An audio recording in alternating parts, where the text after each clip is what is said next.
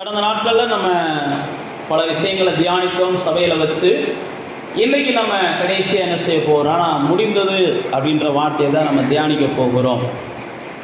இயேசு எல்லாவற்றையும் செய்து முடித்ததற்கப்புறம் இந்த வார்த்தையை அவர் சொல்லுகிறார், இது முடிஞ்சிச்சு, நான் என் ஜீவனை என்ன செய்கிறேன், ஆவியை ஒப்பு கொடுக்குறேன்னு சொல்லி அவர் ஆவியை ஒப்பு கொடுக்கிறதை பார்க்கிறோம். இயேசு எல்லாவற்றையும் செய்து முடித்தார். அதை தான் இயேசு என்ன செய்கிறாருன்னா, சிலுவையில் எல்லாவற்றையும் அப்படின்னா மனிதர்கள் இந்த பூமியில் வாழ்வதற்கு அவர்களுக்கு என்னெல்லாம் தேவையோ அதையெல்லாம் என்ன செஞ்சார்னா, தேவன் மனுஷனை படைக்கிறதுக்கு முன்னாடியே உருவாக்கினார். மனுஷனை படைக்கிறதுக்கு முன்னாடி தான் எல்லாவற்றையும் தேவன் உருவாக்கினார். எல்லாவற்றையும் உருவாக்கிட்டு தான் தேவன் மனுஷனையே படைச்சார். அதே போல தான் இயேசுவும் சிலுவையில் எல்லாவற்றையும் செய்து முடித்து விட்டுட்டு தான் ஜனங்களுக்கு ரட்சிப்பின் உபதேசத்தை தான் சீசர்களை கொண்டு என்ன செஞ்சார், செய்வதற்கு அவர் அனுப்பிவிட்டார். இயேசு சிலுவையில் எல்லாவற்றையும் செய்து முடித்து விட்டார். நான் ஏற்கனவே சொன்ன பாருங்க, எல்லாவற்றையும் படைத்ததற்கு அப்புறம் தான் மனுஷனை படைச்சார். அதே மாதிரி தான் இயேசு எல்லாவற்றையும் சிலுவையில் செஞ்சு முடிச்சதுக்கு அப்புறம் தான் மனுஷனை மறுபடியும் பிறக்க வைக்கிறார். அவன் மறுபடியும் ஏன் பிறக்கிறான் அப்படின்னா, ஏற்கனவே தேவனால் படைக்கப்பட்ட மனிதன் தோல்வியை சந்திச்சிட்டான். ஆனால் இயேசுவினால் மறுபடியும் பிறக்கிற மனிதன் தோல்வியை என்ன செய்யக்கூடாது, சந்திக்கக்கூடாது. இயேசுவினால் மறுபடியும் பிறக்கிற மனிதன் தோல்வியை சந்திக்கக்கூடாது. முதல் மனிதனை தேவன் என்ன செஞ்சார், மண்ணிலிருந்து உருவாக்கினார். முதல் மனுஷனை தேவன் மண்ணிலிருந்து உருவாக்கினார். அதனால தான் ரெண்டாவது மனுஷனை தண்ணியில இருந்து அவர் என்ன செய்கிறார், உருவாக்குகிறார். மண்ணிலிருந்து உருவானவன் மண்ணுக்குரியவைகளை நாடுகிறான். அவருடைய விண்ணவருடைய சாயல்ல அல்லது விண்ணவருடைய இரத்தத்திலிருந்து உருவானவர்கள் விண்ணுக்குரியவர்களை சிந்திக்கிறார்கள் என்று சொல்லி கொரிந்தியர் 15ஆம் அதிகாரத்தில் பவுல் அப்போஸ்தலன் விளக்கம் சொல்லுகிறார். மண்ணானவர்கள் எப்படியோ மண்ணுக்குரியவர்கள் அப்படி இருப்பாங்க. நீங்கள் எல்லாம் தேவனாலே மறுபடியும் பிறந்தவர்கள் இருக்கிறபடினால நீங்கள் என்ன செய்கிறீங்க, விசேஷித்தவங்களாம் இருக்கிறீங்க. நீங்கள் எல்லாம் தெரிந்து கொள்ளுங்க. வேதத்தில் யோவான் எழுதும்போது சொல்லுகிறார், அவரை விசுவாசிக்கிறவன் தான் இந்த உலகத்தை என்ன செய்கிறானா, ஜெயிக்கிறானா. இந்த உலகத்தில் நீங்கள் ஒவ்வொரு நாளும் ஒவ்வொரு காரியத்தையும் ஜெயிக்க முடியும். நீங்கள் மறுபடியும் பிறந்ததனுடைய பெரிய நோக்கம், நீங்கள் ஜெயித்தவர்கள் என்ற நிச்சயத்தோடு இந்த பூமியில் வாழணும். எதையும் நீங்கள் பார்த்து என்ன செய்யக்கூடாது, பயப்படக்கூடாது. எதையும் பார்த்து பயப்படக்கூடாது. இயேசு எல்லாவற்றையும் என்ன செஞ்சார், ஜெயித்தார் அல்லது எல்லாவற்றையும் முடித்தார். வேதம் சொல்கிறது, இயேசு எல்லாவற்றையும் நம்முடைய பாதத்தின் கீழாக்கினார். எதுவுமே மேலானது கிடையாது. அப்போ தேவ பிள்ளைகளாகிய நாம் ஒன்றை புரிந்து கொள்ளணும், இயேசு எல்லாவற்றையும் முடித்து நம்மை மறுபடியும் பிறப்பதற்கு என்ன செஞ்சார், சிலுவையின் மூலமாகத்தான் எல்லாருக்கும் மறுபிறப்பை குறித்து இயேசு நிக்கோதோமிட்ட சொல்லும்போது நிக்கோதோம் என்ன செய்கிறாரு, அந்த நீ மறுபிறப்பை குறித்து கேள்வி கேட்பார். எப்படி நாங்கள்லாம் இவ்வளோ பெரிய ஆளுகளாக மாறிட்டோம், மறுபடியும் நாங்கள் எப்படி பிறக்கிறது அப்படின்னு கேட்பார்.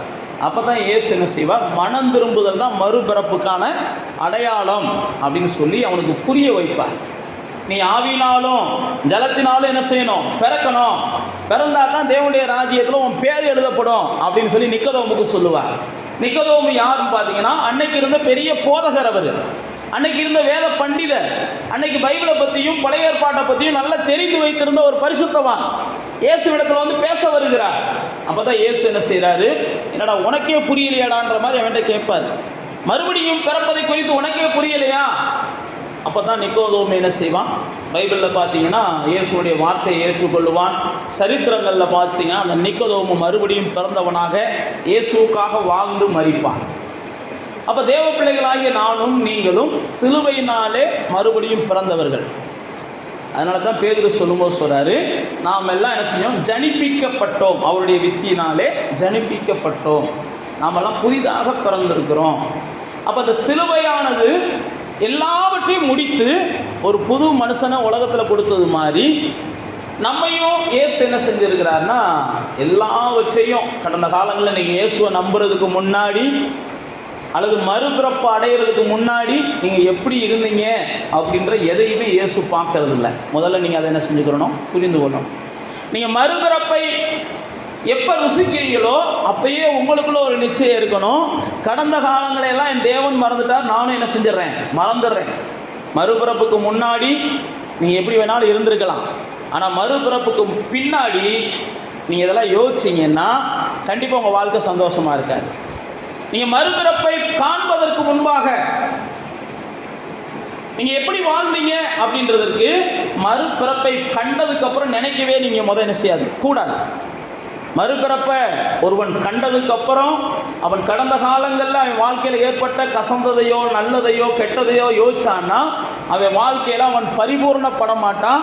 அவன் என்ன செஞ்சிருவான்னா ஒரு சவள குழந்தையாக போயிடுவான், ஒரு ஆரோக்கியம் இல்லாத குழந்தையாக போயிடுவான், ஒரு சத்து இல்லாத ஒரு மனுஷனாக போயிடுவான்.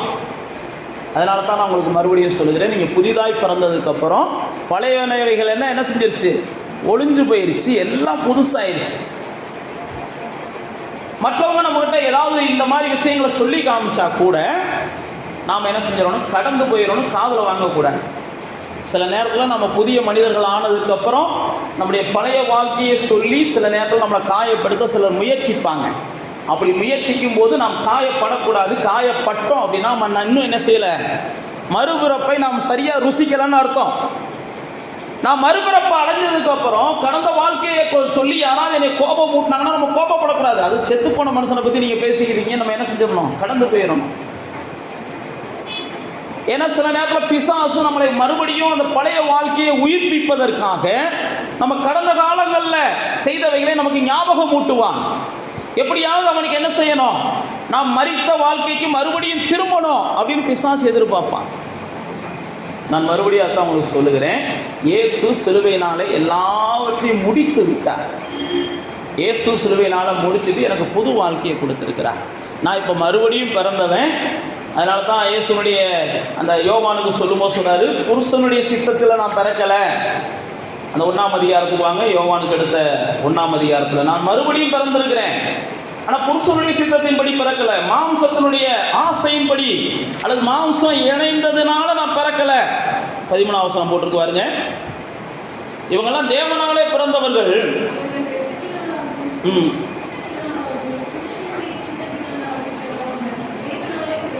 இவங்க நாமெல்லாம் இப்படி பிறந்தவங்க அல்ல, 2 மாம்சம் சேர்ந்ததுனால பிறந்தவங்க அல்ல. நாம் எல்லாம் கிறிஸ்துவின் மாம்சம் சிலுவையிலே கிழிக்கப்பட்டதுனால பிறந்தவங்க. கிறிஸ்துவின் மாம்சம் சிலுவையில் அடிக்கப்பட்டதுனால பிறந்தவர்கள். அதனால தான் கீழே போட்டிருக்கு.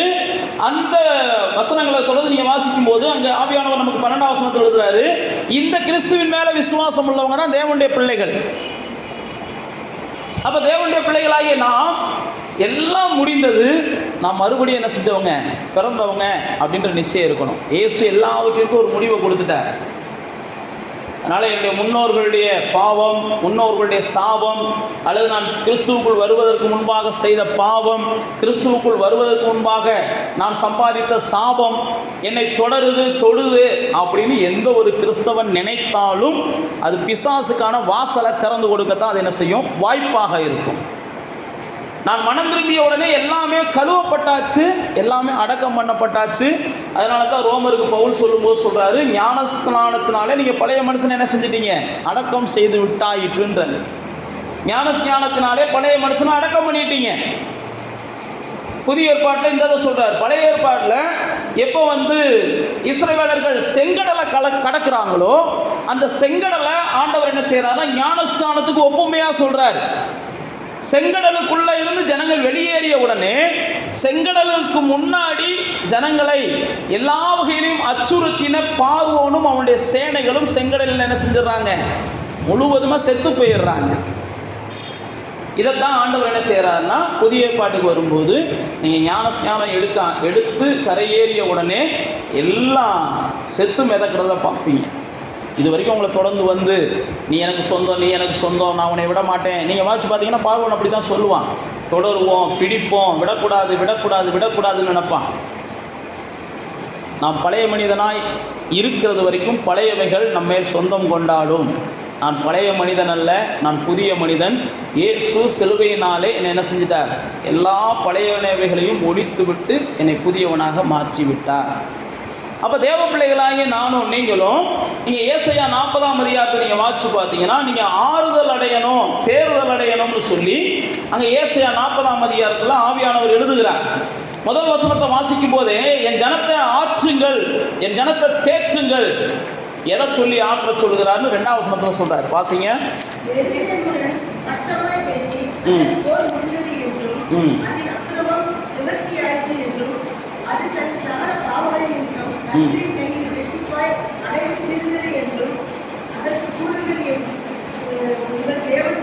பாருங்க, ஆண்டவர் சொல்லுகிறார் என் ஜனத்தை ஆற்றுங்கள், என் ஜனத்தை தேற்றுங்கள்.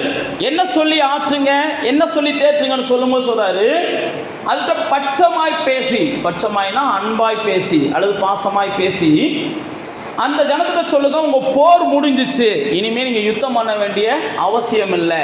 எதோடு யுத்தம் பண்ண வேண்டிய அவசியம் இல்லை. நம்ம எதோடு யுத்தம் பண்ண வேண்டிய அவசியம் இல்லை. எல்லாவற்றிற்கும் தேவன் என்ன செஞ்சார், ஒரு முடிவை கட்டி விட்டார். அதனால தான் சொல்றார், உங்க போர் முடிஞ்சிச்சு, உங்க அக்கிரமம் நிவர்த்தி ஆயிருச்சு, உங்க பாவங்கள் என்ன செஞ்சிருச்சு, எல்லாம் தீர்ந்துருச்சு அப்படின்னு என் ஜனங்களுக்கு சொல்லிட்டு என் ஜனங்களை என்ன செய்ய, ஆற்றுங்கள், தேற்றுங்கள் அப்படின்றார். அப்போ தேவ பிள்ளைகளாகிய நானும் நீங்களும் நம்முடைய பாவங்கள் மன்னிக்கப்பட்டுச்சு, நம்முடைய அக்கிரமங்கள் நீங்கி போயிருச்சு, நமக்கு இதுவரைக்கும் இருந்த யுத்தங்கள் எல்லாம் ஓஞ்சு போயிருச்சு. கொலோசையருக்கு பவுல் சொல்லும்போது சொல்றாரு, உங்களுக்கு விரோதமாக இருந்த எல்லாவற்றையும் இயேசு 2ஆம் அதிகாரம் 15ஆம் வசனத்தில் சிலுவையிலே ஆணி அடித்து என்ன செஞ்சார், வெற்றி சிறந்தார். 2:15 வாசிங்க. கொலோசையர் 2:15. துரைத்தனங்களையும்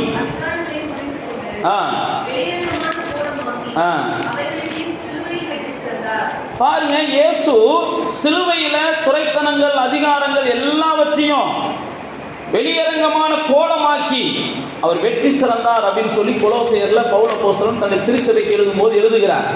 அப்ப தேவ பிள்ளைகளாகி நமக்குள்ளே ஒரு நிச்சயம் இருக்கணும், நமக்கு விரோதமான போர் முடிஞ்சிச்சு, அல்லது நமக்கு எதிரடையாக, நமக்கு விரோதமாக இந்த 14ஆம் வசனத்தில் சொல்றாரு பாருங்க, நமக்கு எதிரடையாக கட்டளைகளால் நமக்கு விரோதமாக இருந்த கையெழுத்தை குலைத்து அதை நடுவில் இராதபடிக்கு எடுத்து சிலுவையின் மேலே ஆணி அடித்து அப்படின்னு தொடர்ந்து சொல்லுகிறார்.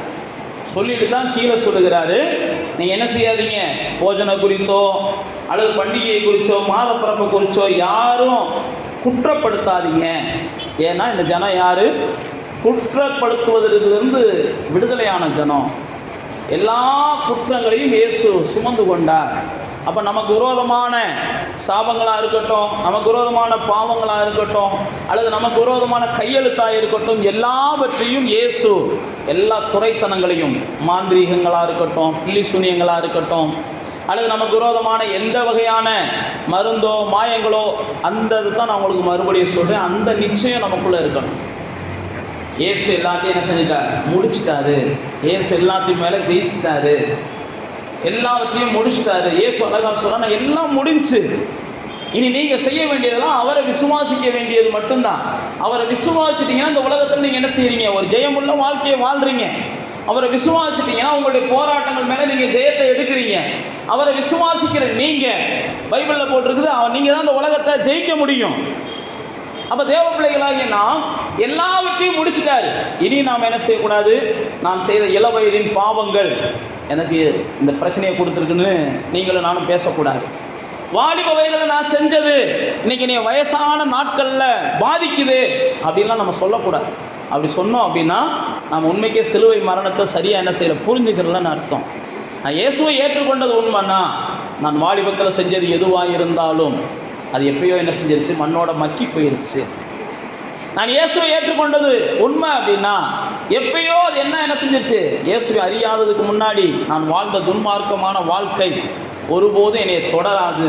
இயேசுவை அறிவதற்கு முன்பாக, நான் மனம் திரும்புவதற்கு முன்பாக தொடர்ந்த எந்த ஒரு சாபமும் என்னை தொடராது. நான் மறுபடியும் தான் சொல்லுகிறேன், அந்த நிச்சயம் உங்களுக்குள்ளே இருக்கணும். அந்த நிச்சயம் இருந்தால் தான் இதெல்லாம் உங்கள் வாழ்க்கையில் பலிக்கிறத நீங்கள் பார்ப்பீங்க.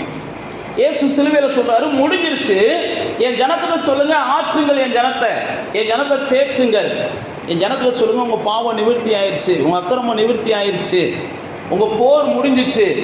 நீங்கள் 40ஆம் அதிகாரத்தை வாசித்து பார்த்தீங்கன்னா கடைசியாக அவர் முடிக்கும்போது முடிப்பார், சத்துவம் இல்லாதவனுக்கு நான் சத்துவத்தை கொடுக்குறேன், பலம் இல்லாதவனுக்கு நான் பலத்தை கொடுக்குறேன், என் ஜனமே நீ சோர்ந்து போகாத. இந்த 40ஆம் அதிகாரத்தை முடிக்கும் போது, கர்த்தருக்கு காத்திருக்கிற நீங்கள் புது பலனை அடைந்து அல்லது புது பலனை பெற்று நீங்கள் என்ன செய்வீங்க? உயர பரப்பீங்க, உங்களுக்கு சோர்வு இருக்காது, உங்களுக்கு களைப்பு இருக்காது அப்படின்னு சொல்லி அந்த 40ஆம் அதிகாரத்தை முடிக்கும்போது ஆண்டவர் வாக்குத்தத்தத்தோடு முடிப்பார். என் ஜனத்தை தேற்றுங்கள், அவங்க பாவம் அவங்களுக்கு இல்லை, அவங்களுடைய அக்கிரமம் அவங்களுக்கு இல்லை அப்படின்னு சொல்லி தேவன் சொல்லுகிறார். அப்போ தேவ பிள்ளைகளாகிய நமக்குள்ளே ஒரு நிச்சயம் இருக்கணும். நான் மறுபடியும் பிறந்ததுனால என்னுடைய முன்னோர்களால் வந்த எல்லா விபரீதங்களுக்கும் அல்லது என்னுடைய முன்னோர்களால் வர வேண்டிய விளைவுகள் எதுவும் என் வாழ்க்கையில் என்ன செய்யாது? பலிக்காது, அது என்னை அணுகாது, அது என்னை தொடாது. ஏனென்றால் நான் மறுபடியும் பிறந்தவேன். நான் அவங்களுடைய பிள்ளையாக இருந்தப்போ அது என்னை பாதிச்சிருக்கலாம். இன்றைக்கி நான் இயேசுனுடைய பிள்ளையாக அவரை விசுவாசித்ததுனால நான் தேவனுடைய பிள்ளையாக மாறி இருக்கிறேன். அதனால் இதுக்கும் எனக்கும் அந்த கடன் என் மேல் சுமராது. ஏன்னா என் மேலே இருந்த கடனை எல்லாம் இயேசு என்ன செஞ்சிட்டார்? தீர்த்து விட்டார். அதனால் இனி எந்த கடனும் என் மேலே சுமராது அப்படின்ற நிச்சயத்தோடு இயேசு சொல்கிறாரு பாருங்க, எல்லாம் முடிஞ்சுன்ற நிச்சயம். இது உனக்கு புதிய துவக்கம், நமக்கு புதிய துவக்கம். இப்போ வேதத்தில் பார்த்தீங்கன்னா பல இடங்களில் இயேசு தன்னுடைய சீசர்களுக்கு சொல்லும்போது சொல்கிறாரு, நீங்கள் எல்லாம் என்ன செய்யுங்க? ஆடு மாடுகளின் இரத்தத்தினாலே மீட்கப்படலை. எபிரேயர் 10ஆம் அதிகாரத்தில் வந்தீங்கன்னா 4வது வசனத்தில் போட்டிருக்கு, ஆடு மாடுகளின் இரத்தத்தினால நீங்கள் மீட்கப்படலை, அந்த இரத்தம் உங்களை மீட்கலை. சில நேரத்தில் ஆடு மாடுகளின் ரத்தம் மனுஷனுக்கு நன்மை செய்கிறது என்று மற்றவர்கள் நம்புகிறாங்க. அதனால தான் கோயில் குளங்களில் என்ன செய்கிறாங்க? ஆடு மாடுகளின் ரத்தங்களை அவங்க சிந்துறாங்க. ஆனால் நீங்கள் நல்லா தெரிந்து கொள்ளணும், ஆடு மாடுகளின் ரத்தங்கள் ஒரு காலத்தில் நன்மைக்காகவே தேவனால் என்ன செஞ்சிச்சு? ஏற்படுத்தப்பட்டுச்சு. தேவன் தான் அதை ஏற்படுத்தினார் பழைய ஏற்பாட்டில். பறவைகள் ரத்தம், ஆடு மாடுகள் ரத்தம்லாம். ஆனால் என்னைக்கு அந்த மக்களுக்கு நன்மை செய்யும்னு சொல்லி தேவன் ஏற்படுத்தின அந்த திட்டங்களை எல்லாம் மக்களுக்கு என்ன செய்யலை? நன்மையாக இல்லை. அதுக்கப்புறம் தான் தன்னுடைய சொந்த குமாரனுடைய இரத்தத்தினாலே ஜனங்களுக்கு தேவன் என்ன செய்கிறார்? நன்மை செய்யும்படியாக இனி எந்த பலியும் வேண்டாம், எல்லா பலியும் இயேசுவோட முடியட்டும் அப்படின்னு சொல்லி தேவன் என்ன செஞ்சார்னா ஒரு முடிவை ஏற்படுத்தினார். அப்போ தேவ பிள்ளைகளாகிய நானும் நீங்களும் ஏதோ ஆடு மாடுகளின் இரத்தத்தினாலே மீட்கப்பட்டவர்கள் அல்ல. ஆடு மாடுகளின் இரத்தத்தினாலே மீட்கப்பட்டவர்களுக்கு பைபிளில் போட்டிருக்கு ஆசீர்வாதமான தேசத்தை தேவன் கொடுத்தார், கானான் தேசம். அந்த பஸ்கா பண்டிகை, இயேசுடைய மரணம் என்பது பழைய ஏற்பாட்டில் இஸ்ரவேலர்கள் பஸ்கா பண்டிகையாக கொண்டாடின நாள். அதனால தான் நீங்கள் சிலுவை மரணத்தை வாசிக்கும் போதெல்லாம் நாளைக்கு நமக்கு பஸ்கா பண்டிகை வருது, அதுக்கு முன்னாடி என்ன செஞ்சிடணும்? இவரை கொண்டு போயிடணும். இயேசுவே அந்த பஸ்காவை அனுசரிப்பதற்காக சீசர்களோடு என்ன செஞ்சார்? அமர்ந்தார். அப்பம் பிட்குதெல்லாம் அந்த பஸ்காவினுடைய ஒரு பகுதி தான், பஸ்கா பண்டிகையினுடைய ஒரு பகுதி தான். பஸ்கா பண்டிகையை இஸ்ரவேலர்களை ஏன் கொண்டாடினாங்கன்னு நீங்கள் வேதத்தில் பார்த்தீங்கன்னா, தேவன் எகிப்திலிருந்து விடுதலை ஆக்குவதற்கு முன்பாக சொன்ன ஒரு அனுசரிப்பு தான் பஸ்கா பண்டிகை. அதே மாதிரி தான் தேவன் பிசாசிடமிருந்தும் இந்த உலகத்திடமிருந்தும் இந்த மாம்ச காரியங்கள்லேருந்து நம்மளை விடுதலையாக்குவதற்காக இயேசுவை பலியாக்கின நாள் தான் என்னது? இயேசு தான் நமது பஸ்காவாகிய கிறிஸ்து அப்படின்னு கொரிந்தியருக்கு பவுல் எழுதுகிறார். அவர் தான் பஸ்காவாகிய கிறிஸ்து. அப்போ தேவ பிள்ளைகளாகிய நானும் நீங்களும் சொந்த தேவனுடைய ரத்தத்தினால மீட்கப்பட்டவர்கள். அப்போ எல்லாவற்றிற்கும் தேவன் என்ன செஞ்சார்? முடிவை கொடுத்து நமக்கு ஒரு புது வாழ்க்கையை கொடுத்துருக்கிறார். அதனால தான் வேதம் சொல்லுகிறது, நீங்கள் என்ன செய்யக்கூடாது? இனி உங்களை பாவி என்று சொல்லக்கூடாது. ஏனென்றால் நீங்கள் ரோமர் 5ஆம் அதிகாரத்துக்கு வாசிச்சிங்கன்னா, நாம் பாவிகளாக இருக்கையில் தேவன் நம்ம மேல் வைத்த அன்பினால தான் நாமெல்லாம் என்ன செஞ்சுருக்கிறோம்? நீதிமான்களாக மாறி இருக்கிறோம். அப்போ நான் இன்னும் நான் பாவின்ற எண்ணத்தை பிசாசானவன் நமக்கு கொடுக்க விரும்புவான். யோவேல் சொல்லும்போது சொல்றாரு, பலவீனன் எவனும் தன்னை என்ன செய்யுங்க? பலவான் என்று சொல்லுங்க. பலவீனன் எவனும் தன்னை பலவான் என்று சொல்லுங்க அப்படின்னு யோவேல் சொல்லுவார். இங்கே ரோமர் 5ஆம் அதிகாரத்தில் நீங்கள் வாசிச்சு பார்த்தீங்கன்னா, 5ஆம் அதிகாரத்தை முழுவதும் நீங்கள் வாசிச்சு பார்த்தீங்கன்னா, ஒரு மனுஷனுடைய கீழ்ப்படியாமையினாலே மனிதனுக்குள்ளே பாவம் வந்துச்சு, ஒரு மனுஷனுடைய கீழ்ப்படியாமையினாலே மனுஷனுக்குள்ளே மரணம் வந்துச்சு, ஒரு மனுஷனுடைய கீழ்ப்படியாமையினாலே மனுஷனுக்குள்ளே துன்பம் வந்துச்சு, ஒரு மனுஷனுடைய கீழ்ப்படியாமையினாலே மனுஷனுக்குள்ளே எல்லா வகையான சாபமும் வந்துச்சு. இதை ரோமர் 5ஆம் அதிகாரம் முழுவதும் ஆவியானவர் எழுதி வச்சிருப்பார். ஆனால் கிறிஸ்து என்கிற ஒருவராலே இது எல்லாவற்றிற்கும் ஒரு முடிவும் வந்துச்சுன்னு ஆவியானவர் எழுதி வச்சிருக்கிறார். கிறிஸ்து என்கிற ஒருவராலே எல்லாத்துக்கும் ஒரு முடிவு வந்துருச்சு. ஒரு மனுஷனாலே எல்லாரும் தண்டிக்கப்பட்டதை போல இந்த கிறிஸ்து என்கிற ஒருவராலே எல்லாரும் மறுபடியும் என்ன செய்கிறாங்க? மன்னிக்கப்படுகிறார்கள். அதனால தான் அங்கே சொல்லும்போது சொல்லுவார், நாம் சத்துருக்களாக இருக்கும்போது தேவன் நம்ம மேல் அன்பு வைத்தார். இன்றைக்கி நாம் எல்லாம் என்ன செஞ்சிட்டோம்? தேவனுடைய பிள்ளைகளாக மாறிட்டோம். இயேசுவை என்னைக்கு நம்ம விசுவாசித்தோமோ அப்போயே நம்ம என்ன செஞ்சிட்டோம்? தேவனுடைய பிள்ளைகளாக மாறிட்டோம். அப்போ நாமெல்லாம் பைபிளில் போட்டிருக்கு, இயேசுவை குறித்து கொரிந்தியரில் பவுல் அப்போஸ்தலர் சொல்லும்போது சொல்றார், நமக்காக அவர் பாவமானார்ன்றார். நமக்காக அவர் பாவமானார். அந்த வசனங்களை நம்ம வேகமாக வாசிச்சுட்டு நம்ம பார்க்கலாம். இயேசு நமக்காக பாவமானார், நமக்காக சாபமானார், நமக்காக தரித்திரரானார்னு சொல்லி பைபிளில் பல இடங்களில் வேதம் நமக்கு சொல்லுகிறது. நீங்கள் 2 கொரிந்தியர் 5:21 வசனத்தை வாசிச்சு பார்த்தீங்கன்னா, அவருக்குள்ள தேவனுக்குள்ள நாம் எல்லாம் நீதியாகும்படிக்கு வாசிங்க.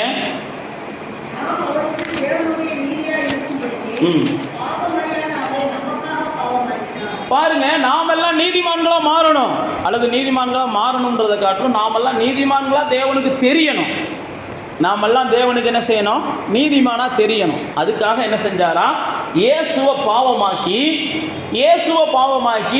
இயேசுவின் மூலமாக வருகிற எல்லாத்தையும் அவர் நீதிமானாக பார்க்க ஆரம்பிச்சிட்டார். இயேசுவின் மூலமாக வருகிற எல்லாத்தையும் அவர் நீதிமானாக பார்க்க ஆரம்பிச்சிட்டார். நீங்கள் ஏசாயா 53ஆம் அதிகாரத்தை கடந்த நாட்கள் நான் உங்களுக்கு வீட்டில் வாசிக்க சொன்னேன். எத்தனை பேர் வாசிச்சிங்கன்னு தெரியல. அந்த ஏசாயா 53 கூட நீங்கள் வாசிங்க இன்னொரு முறை. அதில் நான் ஒரு வசனத்தை சொல்கிறேன், அதை வாசிங்க. 53ஆம் அதிகாரம் 11ஆம் வசனத்தை வாசிங்க. 53:11.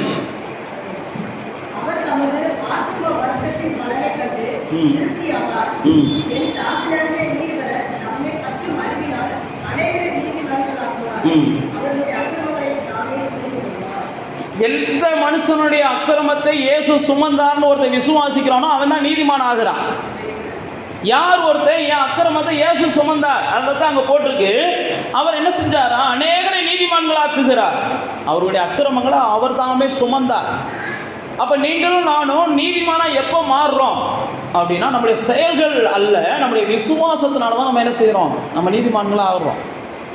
நம்முடைய செயல்களை எல்லாம் உற்று கவனித்து பார்த்தாச்சுன்னா நம்முடைய செயல்கள் நீதிமான்களுக்குரிய செயல்களாலாம் இருக்காது.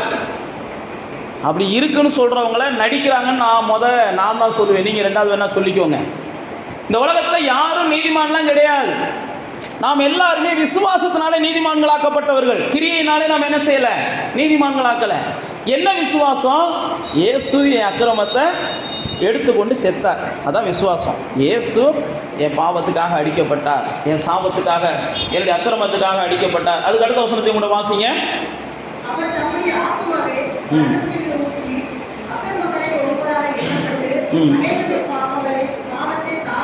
அநேகருடைய பாவத்தை தாமே சுமந்து கொண்டதின் நிமித்தம் இயேசு தான் என்ன செஞ்சாரா? பாவத்தை சுமந்து கொண்டார். இயேசு தான் அக்கிரமத்தை எடுத்துக்கொண்டார். அதனால தான் நான் உங்களுக்கு சொன்னேன், நாம பாவிகளாக இருந்தோம், தேவன் நம்மளை நேசித்ததுனால நம்மேல் வரவிருந்த எல்லா தேவ கோபாக்கினைகளையும் இயேசுவின் மேலே தேவன் என்ன செஞ்சார்? போட்டார். அப்போ இயேசு எனக்காக கோபாக்கினையை ஏற்றுக்கொண்டார்னு சொல்லி நானும் நீங்கள் நம்பும்போது நாம் என்ன செய்கிறோம்? பாவத்துக்கு நீங்களாகுகிறோம். அப்போ தான் நம்ம பாவம் நீங்குது. நம்ம பாவம் நீங்கணும் அப்படின்னா 10 பேருக்கு சாப்பாடு போட்டால் பாவம் நீங்கணும்னு சிலர் நம்புகிறாங்க. அது அவங்க நம்பிக்கை. ஆனால் பைபிள் நமக்கு அப்படி என்ன செய்யலை, சொல்லலை. சிலர் பாவம் நீங்கணுன்றதுக்காக சில புண்ணிய ஸ்தலங்களில் போய் முங்கி எழுந்திரிச்சு வந்தால் நான் அப்படின்னு சிலர் நம்புகிறாங்க. பாவம் நீங்கிறதுக்காக மனிதர்கள் பலதான் நம்புகிறாங்க. ஆனால் நமக்கு பைபிள் சொல்லியிருக்கிறது, ஏன் பாவத்துக்காக இயேசு என்ன செஞ்சார்? சிலுவையில் செத்தார் அப்படின்றத நம்புறது தான் பாவ மன்னிப்புக்கான முழு சுதந்திரம். அது வரைக்கும் பாவ மன்னிப்பு யாருக்கும் கிடைக்காதுன்றது பைபிள் சொல்லுது. அது அவங்க மதத்தினுடைய நம்பிக்கை, இவங்களுடைய மதத்தின் நம்பிக்கை. நம்ம பைபிள் சொல்கிறது, இயேசு என்னுடைய பாவத்துக்காக அவர் என்ன செஞ்சார்? இறந்தார் அல்லது மரித்தார் அப்படின்னு விசுவாசிக்கிறது தான் பாவம் மன்னிப்புக்கான முதல் படி. அடுத்து பாருங்க, இயேசு சிலுவையினாலே பாவத்தை சுமந்து தீர்த்தார். அடுத்து போட்டிருக்கு கலாத்தியர் 3:13. நீங்கள் வாசிச்சு பார்த்தீங்கன்னா, இயேசு சிலுவையினாலே சாபத்தை என்ன செஞ்சிட்டாரு? ஆமாம், சுமந்து தீர்த்தார். 3:13 வாசிங்க. கலாத்தியர் 3:13.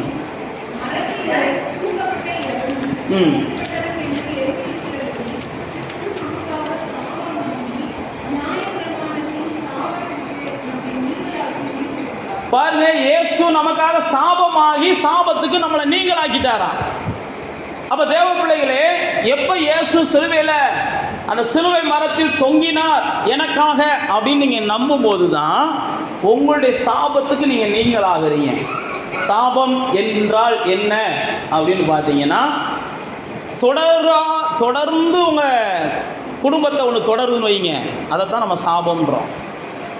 ஏதோ ஒரு காரியம் தொடர்ந்து உங்கள் குடும்பத்தை, உங்களை விட்டால் உங்கள் பிள்ளைகளை பிடிக்குது, உங்கள் பிள்ளைகளை விட்டால் உங்கள் பேர பிள்ளைகளை பிடிக்குது, அது எதுவாக இருந்தாலும் நான் மறுபடியும் சொல்லுகிறேன், இது மாறணும். அப்படின்னா எனக்கு வந்த வாழ்க்கை என் பிள்ளைக்கு அப்படியே வருது, என் பிள்ளைக்கு வந்த வாழ்க்கை அப்படியே என் பேர பிள்ளைகளுக்கு வருது, இல்லை எங்கள் அம்மாவுக்கு வந்த வாழ்க்கை எனக்கு வந்திருக்கு, என் தாத்தாவுக்கு வந்த வாழ்க்கை எனக்கு வந்திருக்கு அப்படின்னு சொல்லி எந்த ஒரு மனுஷன் தொடர் கதையாக ஒரு வாழ்க்கையில் தொடர் பிரச்சனையை சந்திக்கிறாங்களோ அதை தான் நம்ம என்ன செய்கிறோம், வேதம் நமக்கு சாபம்னு சொல்லுகிறது.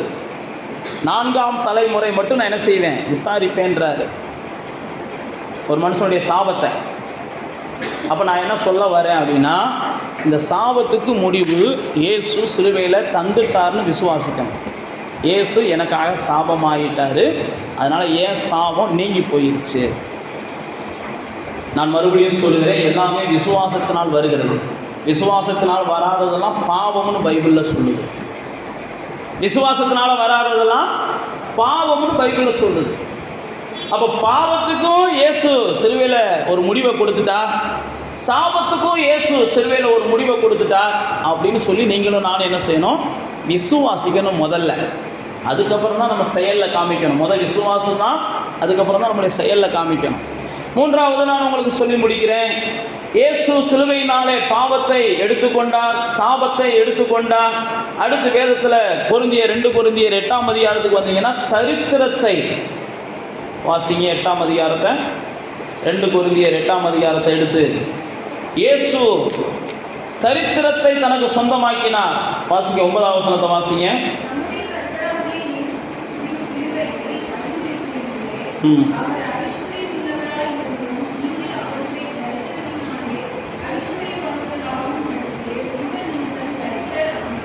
இயேசு சிலுவையில் என்ன செஞ்சார், தரித்திரரானார். அவருடைய வஸ்திரத்தை கூட பங்கிட்டு கொண்டார்கள். அவரை எடுத்து கொண்டு போய் அடக்கம் பண்ணுவதற்கு கூட பூமி இல்லாமல் இருந்துச்சு. ஏன்னா அவர் அவ்வளவு தரித்திரராய், அவ்வளவு ஏழ்மையாக, அவ்வளவு பைபிளில் இயேசு சொல்லுவார், மனுஷகுமாரனுக்கு தலை சாய்க்கிறது கூட இடமில்லை அப்படின்னு இயேசு சொல்லுவார்.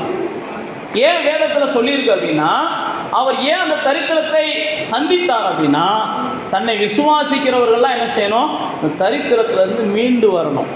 தன்னை விசுவாசிக்கிறவங்கெல்லாம் தரித்திரத்திலிருந்து என்ன செய்யணும், மீளணும். அப்போ தேவ பிள்ளைகளாகிய நானும் நீங்களும் நம்முடைய விசுவாசம் நமக்குள்ளே வளர வளர நம்முடைய வாழ்க்கையில் என்ன செய்யும், நமக்கு தேவையானதெல்லாம் தேவைக்கு மிகுதியாகவே தேவன் தர ஆரம்பிப்பார். அப்போ தேவையானதெல்லாம் எனக்கு இன்னும் சந்திக்கப்படாமல் இருக்குது அப்படின்னாலே என்னுடைய விசுவாசம் குறையா இருக்குன்னு அர்த்தம். என்னுடைய தேவைகள் எனக்கு சந்திக்கப்படாமல் இருக்குது, இன்னும் நான் தேவைகளுக்காக யார்கிட்டையாவது ஏதாவது ஒரு வகையில் வாங்கி தான் சமாளிக்க வேண்டியிருக்கு அப்படின்னா, நான் மறுபடியும் சொல்லுகிறேன், இயேசு சிலுவையினாலே என் தரித்திரத்துக்கு ஒரு முடிவை கட்டிட்டார்னு முதல்ல நீங்கள் என்ன செய்யணும், விசுவாசிக்கணும். தரித்திரத்துக்கு ஒரு முடிவை இயேசு கொடுத்துட்டார். ஏன்னா வேதம் சொல்லுகிறது, அவர் தரித்திரரானதுன்ற நோக்கம், நான் தான் சொன்ன பாருங்க, அவருடைய பாவமானதுடைய நோக்கம் நான் பாவி அப்படின்ற முத்திரை என் மேலே இருக்கக்கூடாது. அவருடைய சாபமானதுடைய நோக்கம் நான் சாபிக்கப்பட்டவன்ற முத்திரை என் மேலே இருக்கக்கூடாது. 3வது நான் சொல்ல பாருங்க, அவர் தரித்திரரானதுடைய நோக்கம் நான் ஒரு தரித்திரனா அந்த பூமியில் வாழக்கூடாது.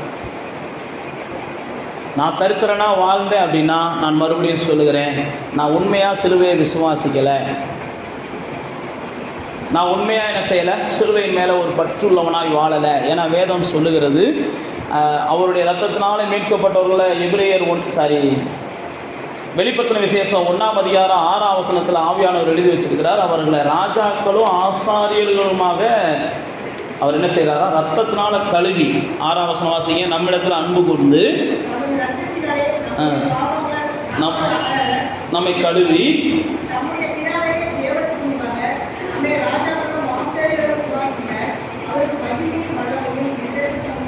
பாருங்க, நம்ம ரத்தத்தினால கழுவி ராஜாக்களும் ஆசாரியர்களும் ஆக்கினார். அப்படின்னா என்னன்னா, அவர் பழைய ஏற்பாட்டில் ஆண்டவர் சொல்றாரு பாருங்க, என் ஜனம் கடன் வாங்குகிறதா இருக்காது, அது என்ன செய்யும், கடன் கொடுக்கிறதா இருக்கும். இதெல்லாம் பழைய ஏற்பாட்டில் ஆண்டவர் சொன்னது. ஆனால் புதிய ஏற்பாட்டில் வரும்போது என் ஜனம் என்ன செய்யும், அநேகருக்கு கைமாறு கருதாமல் கொடுக்கும். பழைய ஏற்பாட்டிலையாவது கடன் கொடுக்கும், திரும்ப கடனுக்கு வந்து வாங்கிக்கிறலாம். புதிய ஏற்பாட்டில் வந்து என்ன செய்கிறாரு, என் ஜனம் கைமாறு கருதாமல் கொடுக்கும். இயேசு சொல்கிறார், நீ யாருக்காவது கொடுக்கும்போது என்ன செய், கைமாறு கருதாமல் கொடு, முகங்கோணாமல் கொடு. ஏன் அப்படின்னா, நான் மறுபடியும் சொல்லுகிறேன், நீங்களும் நானும் தரித்திரர்களாய் இருப்பதை தேவன் விரும்புகிறதில்ல. இந்த பூமியில் நானும் நீங்கள் என்ன செய்யணும், ஆசீர்வதிக்கப்பட்டவங்களாக இருக்கணும். நாம் ஆசீர்வதிக்கப்பட்டவங்களாக இருக்கும்போது தான் நாம் மற்றவங்களுக்கு ஆசீர்வாதமாக இருப்போம். நம்ம மற்றவங்களுக்கு என்ன செய்யணும், ஆசீர்வாதமாக இருக்கணும். அதனால தான் எபேசியர் 1ஆம் அதிகாரத்தில் பவுல் அப்போஸ்தலன் எழுதும்போது சொல்கிறாரு, உன்னதத்திற்குரிய ஆசீர்வாதங்களினாலும் பூமிக்குரிய ஆசீர்வாதங்களாலும். அந்த 3வது வசனத்தை வாசிங்க. எபேசியர் 1ஆம் அதிகாரம் 3ஆம் வசனம். நம்முடைய கர்த்தராகிய இயேசு கிறிஸ்துவின் பிதாவாகிய தேவனுக்கு ஸ்தோத்திரம், அவர் கிறிஸ்துவுக்குள் உன்னதங்களிலே சகலவித ஆசீர்வாதங்களினாலும் நம்மை ஆசீர்வதித்திருக்கிறார் அப்படின்னு பைபிளில் போட்டிருக்கு. அவர் எல்லா வகையான ஆசீர்வாதத்தினாலும் நம்மளை ஆசீர்வதிச்சிருக்கிறதுனால நானும் நீங்களும் என்ன செய்யக்கூடாது, தரித்திரர்களாக இந்த பூமியில் இருக்கக்கூடாது. தரித்திரர்களாக இருக்கிறோம் அப்படின்னா, நான் மறுபடியும் சொல்லுகிறேன், ஆண்டவருடைய சிலுவையை நோக்கி பாருங்கள். இயேசுவே எனக்கு நீங்கள் தரித்திரர் ஆனீர்கள், ஆனால் என் தரித்திரன்னு நீங்காமல் இருக்குது அப்படின்னு நீங்கள் நோக்கி பாருங்கள். நிச்சயமாக பைபிளில் போட்டிருக்கு, ஆபிரகாம் பஞ்சகாலத்தையில் அண்டிக்கு உண்ண போன ராஜா அள்ளி கொடுக்குறான். அதே மாதிரி தான் ஈசாக்கு பஞ்சகாலத்தில் அண்டி கொள்ள போன ராஜா அள்ளி கொடுக்குறான். அதே மாதிரி உங்கள் வாழ்க்கையில் ஏதாவது ஒரு வகையில் தேவன் என்ன செய்வான், ஆசீர்வாதங்களை அள்ளி கொடுப்பார். ஆனால் எந்த வகையில் கொடுப்பார்லாம் சொல்ல முடியாது. ஆனால் நான் உங்களுக்கு சொல்லுகிறதெல்லாம், ஏன் தரித்திரத்தை இயேசு என்ன செஞ்சார், சிலுவையில் தீர்க்கும்படி தரித்திரராய் மாறினார். அடுத்த நாள் சில விஷயங்களை வேகமாக சொல்லி நான் உங்களுக்கு முடிக்கிறேன். நான் முதல் சொன்னது பாவமானா, 2வது சாபமானார், 3வது தரித்திரனானார். நீங்கள் மத்தேயு 8ஆம் அதிகாரத்தில் வாசித்து பார்த்தீங்கன்னா வேதம் சொல்லுகிறது, அவர் நம்முடைய நோய்களை சுமந்தார். 8:17 வாசிங்க. மத்தேயு 8:17.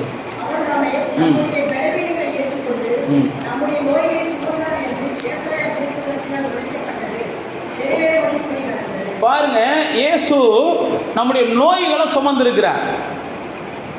இயேசு நம்முடைய பலவீனங்களை சுமந்திருக்கிறார், நம்முடைய நோய்களை சுமந்திருக்கிறார். முதல்ல நான் சொன்னபடி நம்முடைய பாவம், சாபம், தரித்திரம், அடுத்து நோய்கள். நீங்களும் நானும் நல்லா தெரிந்து கொள்ளுங்க, தேவன் இஸ்ரவேலர்களை எகிப்திலிருந்து விடுதலையாக்கி கொண்டு வர்றாரு. கொண்டு வந்துட்டு அந்த ஜனங்களை பார்த்து சொல்கிறாரு, எப்பா, எகிப்தியர் மேல் வரப்பண்ணின எந்த ஒரு வியாதியையும் நான் உன் மேலே என்ன செய்ய மாட்டேன், வரப்பண்ண மாட்டேன். நான் உனக்கு ஒரு பரிகாரியாக இருக்கேன் அப்படின்னா, நான் உனக்கு ஒரு மருத்துவராக இருந்து நடத்துவேன் அப்படின்னு சொல்லுவார். இது யாத்ராமத்தின் புஸ்தகத்தில் 15ஆம் அதிகாரம் 26ஆம் வசனத்தில் சொல்லும்போது சொல்லுவார். சொல்லிட்டு அடுத்து நீங்கள் பார்த்தீங்கன்னா இஸ்ரவேலர்ட்ட பல இடங்களில் சொல்லுவார், என் வார்த்தையை நீ கை கொண்டேன்னா வியாதியை உன்னை விட்டு விலக்குவேன், வியாதிகள் உனக்கு வராது, வியாதிகள் உனக்கு வராது. நீங்கள் நெகேமியா புஸ்தகத்தை வாசித்து பார்த்தீங்கன்னா, பலவீனப்பட்டவன் ஒருவன் கூட இல்லை, அவருடைய நிழலில் இருக்கிற நாள் வரைக்கும் யாரும் பலவீனப்படலை.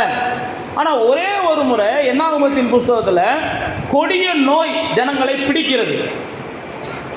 என்னாகமத்தின் புஸ்தகத்தில் கொடிய நோய் பிடிச்ச உடனே மோசையின் மூலமாக தேவன் என்னாகமத்தின் புஸ்தகத்தில் அவர்களுக்கு ஒரு ஆலோசனை கொடுக்குறார். என்னாகமம் 16ஆம் அதிகாரத்துக்கு வாங்க. என்னாகமம் 16வது அதிகாரம். பக்கத்தில் தூங்குறவங்களா கொஞ்சம் தட்டி விட முடிஞ்ச தைரியம் இருக்கவங்க தட்டி விடுங்க. பாஸ்டர் தைரியம் இல்லை பாஸ்டர்ன்றீங்களா? என்னாகமம் 16ஆம் அதிகாரத்துக்கு வந்தீங்கன்னா அங்கே பார்த்தீங்கன்னா 46ஆம் வசனத்தை வாசிங்க.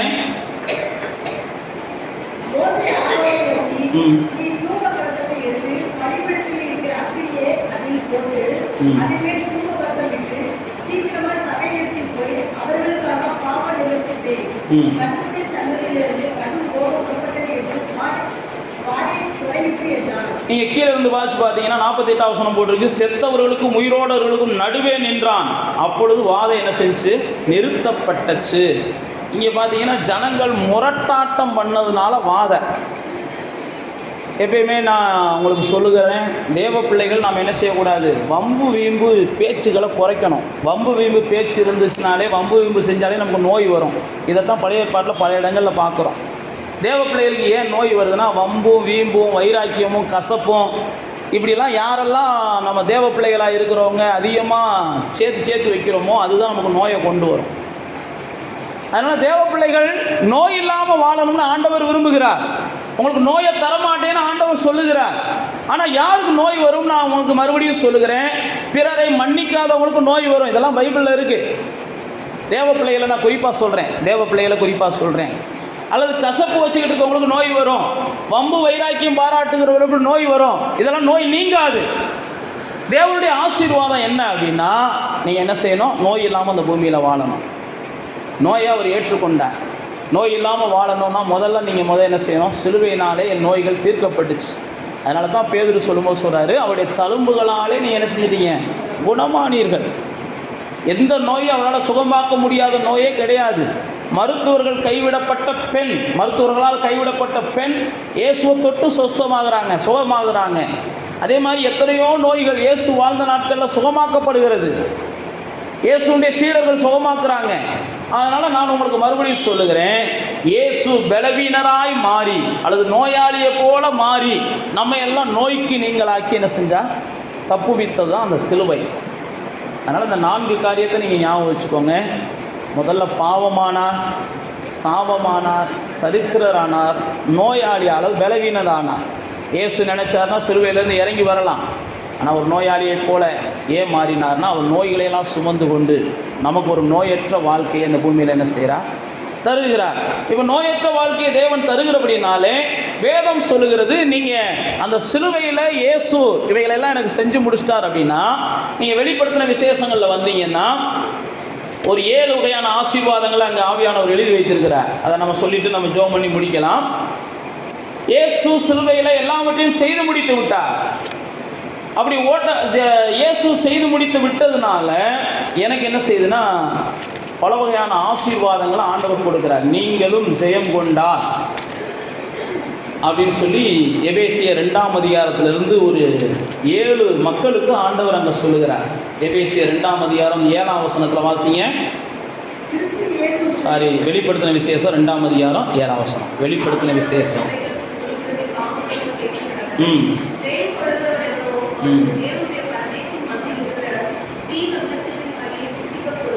பாருங்க, முதலாவது ஆண்டவர் சொல்லுகிறார், ஆண்டவர் எல்லாவற்றையும் முடித்து விட்டார் என்று விசுவாசிக்கிறவங்க தான் அந்த பூமியில் ஜெயிக்கிறாங்க. அவங்க ஜெயிக்கிறவங்களுக்கு ஆண்டவர் என்ன செய்கிறார்னா, ஜீவ விருட்சத்தின் கனியை புசிக்க கொடுக்கிறார். ஜீவ விருட்சத்தின் கனி என்பது பைபிள் பிரகாரம் பல இடங்களில் சொல்லப்பட்டிருக்குது. ஜீவ விருட்சத்தின் கனி என்பது நான் உங்களுக்கு நடைமுறை வாழ்க்கையில் சொல்கிறது என்னென்னா, நீங்கள் மற்றவங்களுக்கு பயனுள்ளவங்களாக இருப்பீங்க. மற்றவங்களுடைய வாழ்க்கைக்கு நீங்கள் என்ன செய்வீங்க? உதவுகிற மக்களாக இருப்பீங்க. மற்றவருடைய மற்றவர்கள் வாழ்வதற்கு நீங்கள் வழிகாட்டியாக இருப்பீங்க. நான் வாழ்கிறதுக்கே யார் வழிகாட்டுவான்னு நான் நினச்சிக்கிட்டு இருக்கேன் அப்படின்னு யாரோ ஒரு ஆள் உள்ளத்தில் பேசுகிறீங்க. யார் பேசுகிறீங்கன்னு தெரியலை, சத்தம் மட்டும் கேட்குது. மைண்ட் வாய்ஸ் நினச்சி என்ன செய்கிறீங்க? சத்தமாக பேசிக்கிட்டு இருக்கீங்க. ஆனால் இங்கே ஆண்டவர் சொல்லுகிறாரு, நீங்கள் என்ன செய்கிறீங்க? ஆண்டவர் எல்லாத்தையும் ஜெயிச்சு முடிச்சிட்டார். அதான் நான் சொல்கிறேன், என் பாவத்தை அவர் எடுத்துக்கொண்டார், என் சாபத்தை எடுத்துக்கொண்டார், என் தரித்திரத்தை எடுத்துக்கொண்டார், என் நோய்களை எடுத்துக்கொண்டார்னு நீங்கள் விசுவாசிக்கும் போது ஜெயிக்கிறீங்க. ஜெயிக்கிறதுனால நீங்கள் என்ன செய்கிறீங்க? மற்றவர்களுக்கு வாழ்வுக்கு வழிகாட்டுறீங்க, வாழ்வுக்கு நீங்கள் துணை செய்கிறீங்க. 2வது 10ஆம் வசனத்தை வாசிங்க.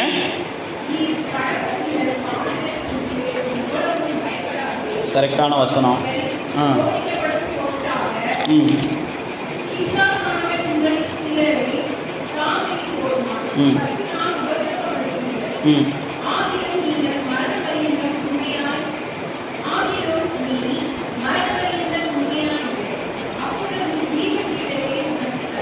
பாருங்க, அடுத்து 11ஆம் வசனத்தையும் சேர்த்து இந்த ஜெயங்கொள்கிறவனை சொல்றாரு.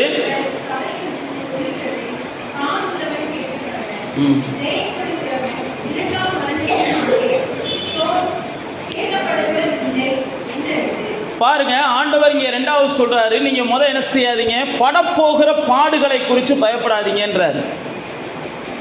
நான் மறுபடியும் சொல்லுகிறேன், நீங்கள் ஜெயிச்சவங்க ஏற்கனவே பல வெற்றியை பார்த்தாச்சு.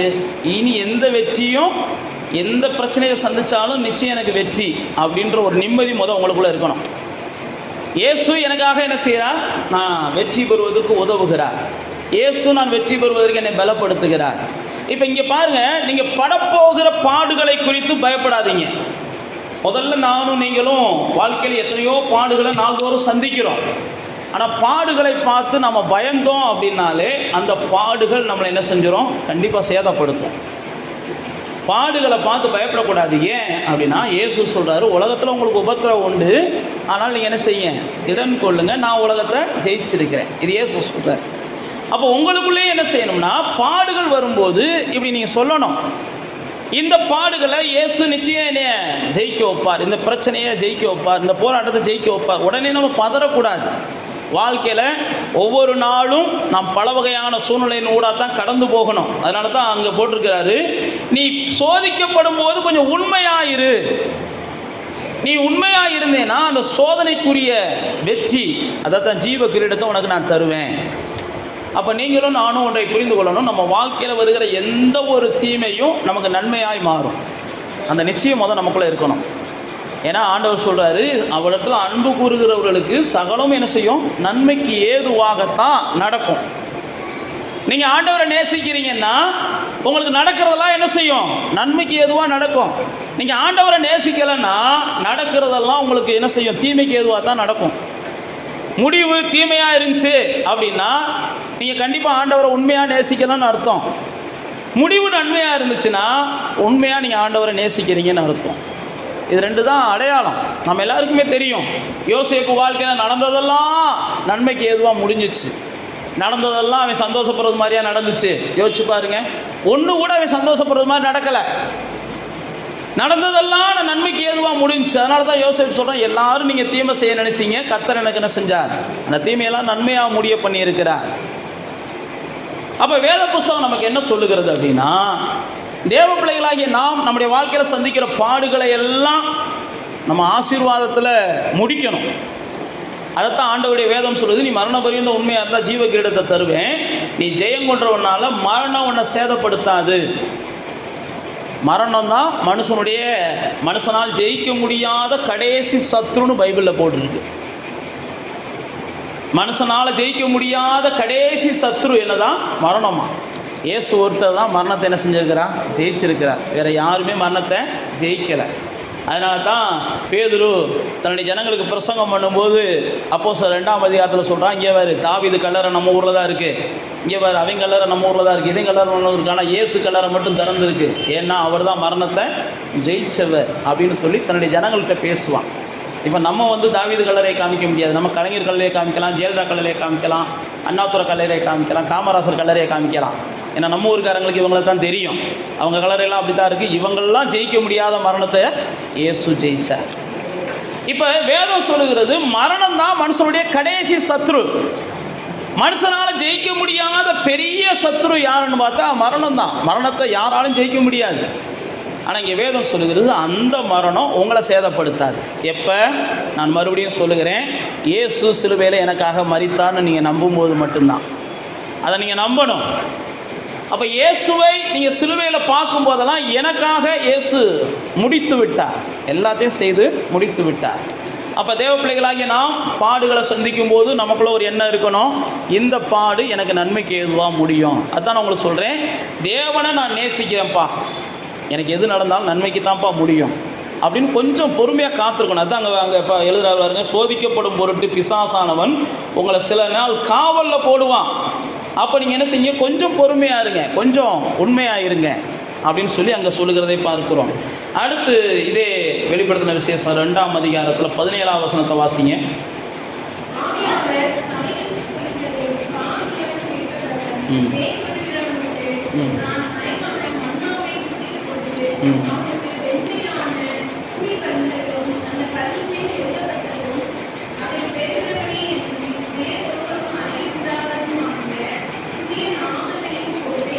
ஆண்டவர் அடுத்து என்ன சொல்கிறாருன்னா, உங்களுக்கு புது அடையாளம்.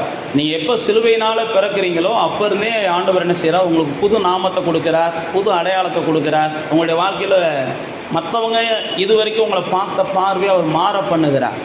நான் மறுபடியும் அதான் சொல்லுகிறேன், நீங்கள் என்ன செய்யணும்? சிலுவையினாலே நான் பிறந்துட்டேன்னு நீங்கள் நம்பணும். நம்பினா தான் உங்கள் அடையாளங்கள் மாறும். உங்களுடைய அடையாளங்கள் மாறினா தான் உங்களை பார்க்குறவங்க என்ன செய்வாங்க? பேதுருவை பார்த்து சொல்கிறாங்க பாருங்க, இவன் பேச்சு இயேசுவின் பேச்சு சீசர்களுடைய பேச்சு மாதிரி இருக்கும்பாங்க. சிலுவைக்கு இயேசு போகிறதுக்கு முன்னாடி நீ இயேசுவை மறுதளிப்பான் பேதுரு. எத்தனை இடத்துல மறுதளிப்பான்? பரவாயில்ல, இந்த ஒத்த கேள்விக்கு தான் சரியான பதில் எல்லாரும் சொல்கிறீங்க. இயேசு பேதுரு எத்தனை வாட்டி இயேசுவுக்காக செயல்பட்டான் அப்படின்னு கேட்டால் சொல்கிறது கஷ்டம். விழுந்ததை சொல்கிறதா இருந்தால் உடனே நம்ம என்ன செஞ்சுருவோம்? ஏன்னா நமக்கு ஈஸியாக அதுதான் ஞாபகம் வரும். யார் விழுந்தான்னு கேட்டால் கரெக்டாக சொல்லிடுவோம். உங்களை யார் காயப்படுத்தினான்னு கேட்டால் கண்டிப்பாக யாருன்னு சொல்லிடுவோம். உங்களுக்கு யாரெல்லாம் ஆசீர்வாதமாக இருந்தான்னா அப்போ தான் நம்ம யோசிக்கணும் பாஸ்டரும்போம். இது யதார்த்தம். இப்போ பாருங்கள், பேதுருவை அவங்க சந்திக்கிறாங்க. பார்த்த உடனே சொல்கிறாங்க, என்ன சொல்கிறாங்க? இவன் இயேசுவோடு இருந்தவன். இது அப்போ தான் வாட்டி மறுதளிக்கிறான். ரெண்டாவது வாட்டி பழகுன உடனே சொல்கிறாங்க. கூட போய் அனல் தீ மூண்டு இருக்கும், பார்த்துருப்பீங்க. நான் அதை படித்து பார்த்தீங்கன்னா தெரியும். தீயை மூட்டி உட்காந்து குளிர் காஞ்சிக்கிட்டு இருப்பாங்க. அப்போ பழகுன உடனே கண்டுபிடிக்கிறாங்க இவங்க இயேசுவோட இருந்தவங்கண்டு. மூணாவது பேசின உடனே கண்டுபிடிக்கிறாங்க இவன் இயேசுவோட இருந்தவங்கண்டு. புரிஞ்சா? உங்கள் அடையாளம் மாறணும். அப்போ உங்களை பார்த்த உடனே சொல்லணும் இவங்க பாக்கியவான்கள் அல்லது பாக்கியவதிகள். உங்களோட பார்த்த உடனே கூட சொல்லிடுவாங்க. பழகுனதுக்கப்புறம் சொல்கிறது கஷ்டம். உங்களோட பழகிட்டாங்கன்னா அதுக்கப்புறம் சொல்கிறது கஷ்டம். நம்ம என்ன செஞ்சிடுவோம்? பழக பாலும் புளிக்கும் தேனும் புளிக்கும்னு ஏதாவது பழமொழியை சொல்லிடுவோம். ஆனால் வேதம் சொல்லுறது பழகுனாலும் அவங்க என்ன சொல்லணும்? இவன் இயேசுவோடு இருந்தவங்கன்னு சொல்லணும். பேசி பார்த்தாலும் இயேசுவோட இருந்தவங்கன்னு சொல்லணும். அப்போ தான் நம்முடைய அடையாளம் என்ன செய்யும்? புது நாமத்துக்குரிய அடையாளமாக மாறும் அப்படின்றத அங்கே பார்க்கிறோம். அடுத்து நீங்கள் வாசிங்க, வெளிப்படுத்தின விசேஷம் 3ஆம் அதிகாரம் 5ஆம் வசனத்தை வாசிங்க.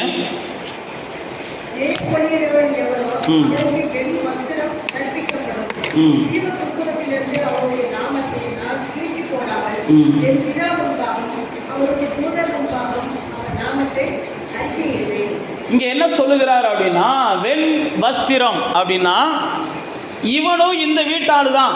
இயேசு பார்த்தீங்கன்னா ஒரு கல்யாண வீட்டுக்குள்ளே நுழைஞ்ச உடனே ஒரு வஸ்திரம் எல்லாத்துக்கும் கொடுக்க சொல்லி ஒரு ஓமையை சொல்லுவார். படிச்சிருக்கீங்களா? மத்தேயில சொல்லுவார், கல்யாண வீட்டுக்குள்ளே வர்றவங்களுக்கெல்லாம் என்ன செய்ய, ஒரு வஸ்திரத்தை கொடுண்டு. எல்லாரும் அந்த வஸ்திரத்தை போட்டுக்கிட்டு கல்யாண வீட்டுக்குள்ளே வந்திருப்பாங்க.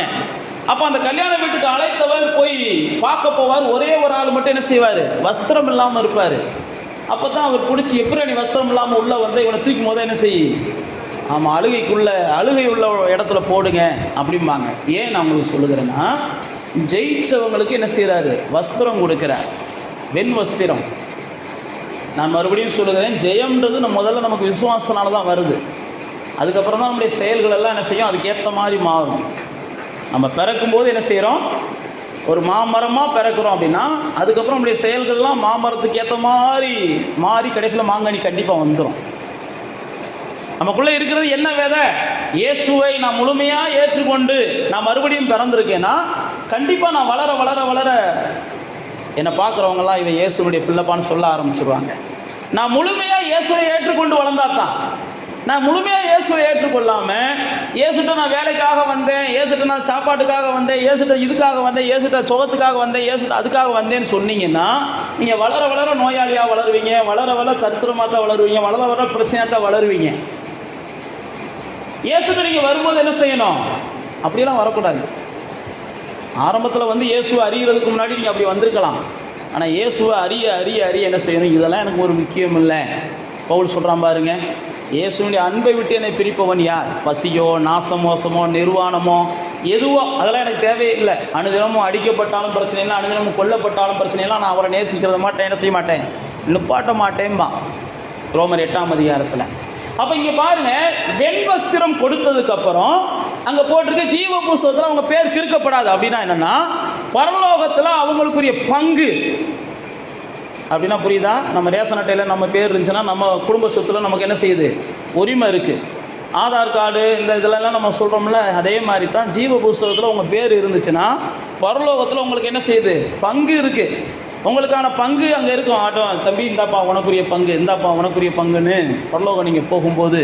அதனால தான் பவுல் அப்போஸ்தலன் சொல்லும்போது சொல்கிறான், அவருடைய நான் ஏதாவது ஓட்டத்தை நான் ஜெயமாக முடிச்சிட்டேன், நீதியின் கிரீடம் எனக்காக வைக்கப்பட்டிருக்குது, எனக்கு மட்டும் இல்லை அவருடைய பிரசன்னமாகுதலை விரும்புகிற எல்லாத்துக்கும் இருக்குது.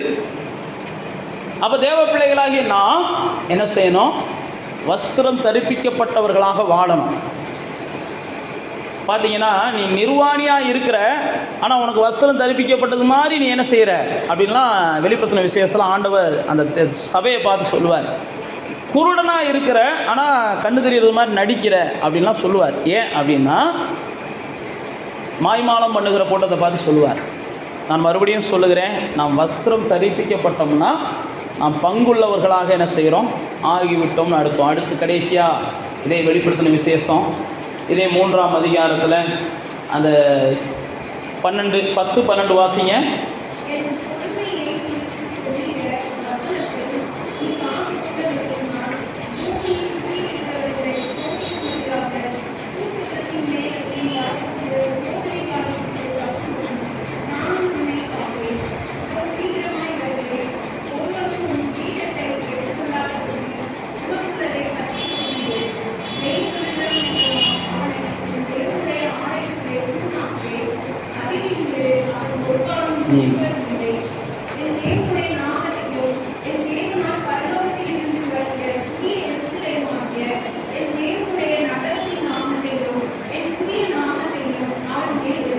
பாருங்க, என் தேவனுடைய ஆலயத்தில் தூணாக்குவேன். ஆண்டவர் சொல்கிறார், நீங்கள் ஜெயம் கொள்ளுகிறவர்களுக்கு என்ன செய்வாராம்? அவர்களை தூணாக்குவேன். அப்படின்னா என்னென்னா, உங்களை இந்த பூமியில் ஊழியத்தில் ஆண்டவர் பயன்படுத்துவார். அவருடைய ராஜ்யத்துக்காக நீங்கள் என்ன செய்வீங்க? கண்டிப்பாக பயன்படுவீங்க. அதைத்தான் அங்கே அவர் சொல்கிறார், என் பொறுமையை குறித்த வசனத்தை நீ என்ன செய்யிட்ட? இது பண்ணிட்ட. சோதிக்கும்படி பூச்சக்கரத்தில் வர்ற எல்லா சோதனைக்கும் நான் உன்னை தப்பு வைப்பேன். ஆனால் உன்கிட்ட இருக்கிற கிரீடத்தை யாரும் எடுத்துக்கொள்ளாமல் நீ என்ன செய்யும்? உனக்குள்ளதை பற்றி கொள்ளு. அப்படின்னா உனக்குரிய ஊழியத்தை நீ என்ன செய்யும்? பிடிச்சிக்கோ. நீ என்ன செய்யணும்? தேவனுடைய ராஜ்யத்துக்காக செயல்படணும். அடுத்து சொல்லும் போது தான் சொல்கிறாரு, நீங்கள் செயல்படும் போது மட்டும்தான் தேவன் என்ன செய்கிறார்? அவருடைய ராஜ்யத்துக்காக செயல்படுகிற செயல் வீரர்கள் கூட்டத்தில் உங்கள் பேர் என்ன செய்கிறார்? எழுதி வச்சு செயல் வீரர்கள் அப்படின்ற பட்டத்தை உங்களுக்கு கொடுக்குறார். தேவனுடைய ராஜ்யத்துக்காக நாம் எல்லாரும் செயல்படும்படிக்கு தான் தேவனால் என்ன செஞ்சுருக்கிறோம்? பிரித்தெடுக்கப்பட்டு இருக்கிறோம். இங்கே அதுதான் ஆண்டவர் சொல்கிறார், நீங்கள் ஆலயத்தில் தூணாக இருக்கணும். அப்படின்னா சபைக்கு வரும்போது நீங்கள் சபைக்கு உறுதுணையாக இருக்கிறது ஒரு பக்கம், சபைக்கு வர முடியாத நாட்கள்லையும் சரி மற்ற நாட்கள்லையும் சரி தேவனுடைய ராஜ்யத்துக்காக நீங்கள் என்ன செய்யணும்? கண்டிப்பாக பயன்படணும். தேவனுடைய ராஜ்யத்துக்காக பயன்படலை அப்படின்னா நீங்கள் மறுபடியும் பிறந்ததில் பிரயோஜனமே இல்லை. ஏன்னா மறுபடியும் பிறந்ததுடைய நோக்கமே தேவனுடைய ராஜ்யத்தை இந்த பூமியில் ஸ்தாபிப்பதற்கு தான் நாம் எல்லாம் மறுபடியும் பிறந்திருக்கிறோம். மறுபடியும் நாம் ஏன் பிறந்திருக்கிறோம் அப்படின்னா, இதே வாழ்க்கையை வாழ்ந்துட்டு இதே போல் இருந்துட்டு இதே போல் பூமியை விட்டு போகிறதுக்கு மறுபடியும் நமக்கு பிறப்பு அவசியம் இல்லை. மறுபடியும் பிறந்தனுடைய நோக்கம் தேவனுடைய ராஜ்யத்துக்காக. ஏன்னா எனக்கு இன்னொரு உலகம் வர நான் காத்திருக்கிறேன், என் ரட்சகர் வர காத்திருக்கிறேன். பிலிப்பியரில் சொல்லும்போது சொல்கிறாரு, என்னுடைய குடியிருப்பு பரலோகத்தில் இருக்குது, அவர் எப்படா வருவார்னு நான் என்ன செஞ்சுட்டு இருக்கேன்? காத்துக்கிட்டு இருக்கிறேன். அப்போ நான் அங்கே போகும்போது அதுதான் போட்டிருக்குது, அந்த ராஜ்யத்துக்காக நான் இங்கே ஏதாவது என்ன செய்யணும். அடுத்து நீங்கள் இதே அதிகாரத்தில் வந்தீங்கன்னா, இதே அதிகாரத்தில் வந்து அந்த கடைசி சபையை வந்து குளிரும் இல்லாமல் அனலும் இல்லாமல் இருக்கும். அந்த சபையை பார்த்து தான் ஆண்டவர் என்ன செய்வார்? நீ குளிரும் இல்லாமல் இருக்கிற, அனலும் இல்லாமல் இருக்கிற அப்படின்னு தொடர்ந்து பேசுவார். பேசிட்டு தான் அந்த குளிரும் இல்லாமல் அனலும் இல்லாமல் இருக்கிற ஆளை குறித்து 17ஆம் வசனத்தை சொல்கிறாரு, நீ நிர்பாக்கியம் உள்ளவன். நீ பாக்கியம் உள்ளவனாக வாழ வேண்டியவன், ஆனால் நிர்பாக்கியமாக இருக்கிற. அப்படின்னா என்னென்னா, ஒன்று நீ குளிராக இருக்கணும், இல்லை அனலாக இருக்கணும். அப்படின்னா ஒன்று தேவனுக்கு நீ உண்மையாக இருக்கணும், இல்லை தேவனுக்கு என்ன செய்யணும்? உண்மையாக இல்லைனாலும் அப்படியே எதிராகாது இருக்கணும். திடீர்னு நீ உண்மையாக இல்லைன்னு சொன்னால் நானா உண்மையாக இல்லை, நான் எவ்வளோ பெரிய உண்மையான அவன்னு 10 தான் நம்ம அடிக்கிடுவோம். நீ குற்றவாளியாப்பா அப்படின்ட்டோம்னா நானா குற்றவாளி அப்படின்னு சொல்லிட்டு இங்கிட்டு என்ன செஞ்சுருவோம்? எல்லாத்தையும் குற்றப்படுத்த ஆரம்பிச்சிருவோம். இங்கே போட்டிருக்குது, அனலும் இல்லாமல் நீ குளிரும் இல்லாமல் இருக்க, நீ நிர்பாக்கியம் உள்ளவன், நீ பரிதாபம் உள்ளவன், நீ தரித்திரன், குருடன், நிர்வாணியாக இருக்கிற, ஆனால் ஐஸ்வர்யவான்னு சொல்கிற இப்படின்னு சொல்லி தொடர்ந்து பேசிக்கிட்டே வருவார். பேசிக்கிட்டே வந்துட்டு அந்த 19ஆம் வசனத்தை சொல்கிறாரு, ஜாக்கிரதையாக இருந்து இப்போ கூட திரும்பு அப்படின்றாரு. 20ஆம் வசனத்தில் சொல்கிறாரு, நான் வாசப்படியிலேருந்து கதவை தட்டுறேன், நீ திறந்தேன்னா நான் உன் கூட உட்காந்து போஜனம் பண்ணுறேன்றாரு. 21ஆம் வசனத்தில் சொல்லும்போது சொல்கிறாரு, நான் உனக்கு என்ன செய்கிறேன்? சிங்காசனம் தர்றேன். நீ அனலும் இல்லாமல் இருக்க, குளிரும் இல்லாமல் இருக்கிற, நீ ஜெயிக்கணும்.